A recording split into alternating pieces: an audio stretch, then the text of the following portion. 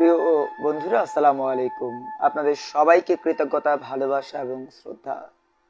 চলমানদারি অর্থাৎ এক রকমের অপরাধের রাজনৈতিক বর্তমান চলছে সারা দেশে।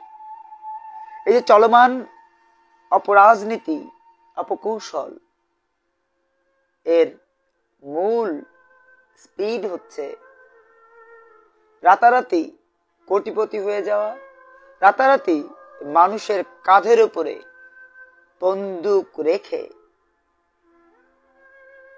এসি নিয়ন্ত্রিত রাজনৈতিক কার্যালয়, বাসা, গাড়ি এবং মুহুর্মুহু হাততালি, করতালি আর you know he is our future prime minister, এই আওয়াজ তোলার জন্য চলমানদারি রাজনীতি চলছে। আমাদের এলাকায় বলে একটা গাছ আছে, গাছের নাম হচ্ছে মাদারি গাছ বা মান্দার গাছ, যেটিতে একরকমের কাঁটা থাকে। এই কাঁটাগুলো বিঁধলে খুবই কষ্ট হয়। এই মান্দার গাছের কচা দিয়ে পেটানো হয় যারা অপরাধ করে তাদেরকে। কিন্তু আজ দ্রব্যমূল্য বৃদ্ধির এই কষাঘাত সাধারণ মানুষের উপরে সেই মান্দার গাছের কাঁটা দিয়ে পেটানোর মতো করে পরিবেশ তৈরি করেছে। নতুন প্রজন্ম সত্যিকার অর্থেই অভাগা।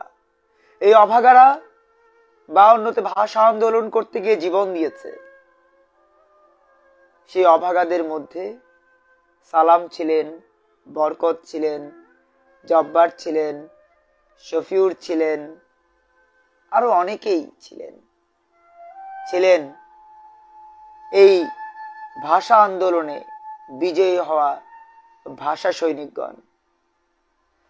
কিন্তু একটি কুচক্রী মহলও কিন্তু তখন ছিল, যারা সমাজতন্ত্রের ধোঁয়া তুলেছে, যারা গণতন্ত্রের ধোঁয়া তুলেছে, যারা মানুষের রুটি রুজি জীবন জীবিকা নিয়ে খেলেছে। এবং আলটিমেটলি যেটা হয়েছে, তারা আমাদের কাঁধের উপরে বন্দুক রেখে দিনের পর দিন তাদের আরাম আয়েশি জীবন, ভোগবিলাসী জীবন বাস্তবায়ন করলেও ভাষা আন্দোলনে তাদেরকে দেখা যায়নি। কারণ তারা কখনোই দেশকে ভালোবাসেনি। ঠিক তেমনি ভাবে ৭১-এর মুক্তিযুদ্ধে বীরশ্রেষ্ঠ মতিউর, হামিদুর রক্ত দিয়েছেন, জীবন দিয়েছেন। তাদেরকে আমরা ইতিহাসের পাতা অনুযায়ী বীরশ্রেষ্ঠ উপাধি দিতে দেখেছি। ইতিহাস সব সময় সত্য, সুন্দর এবং সাহসের পথে থাকে। এই সত্য, সুন্দর, সাহসের পথে থাকে বলেই আমরা বীর শ্রেষ্ঠ,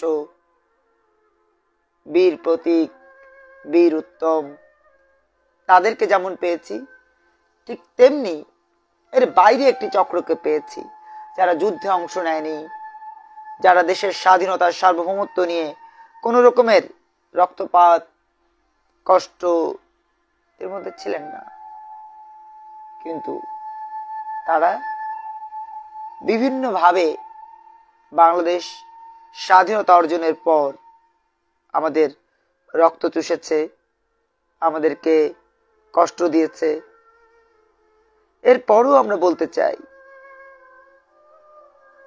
তাদেরকে আমরা শ্রদ্ধা জানাই। রক্তপাত না করলেও তাদের কিন্তু অবদান অস্বীকার করার কোনো সুযোগ আমাদের নেই।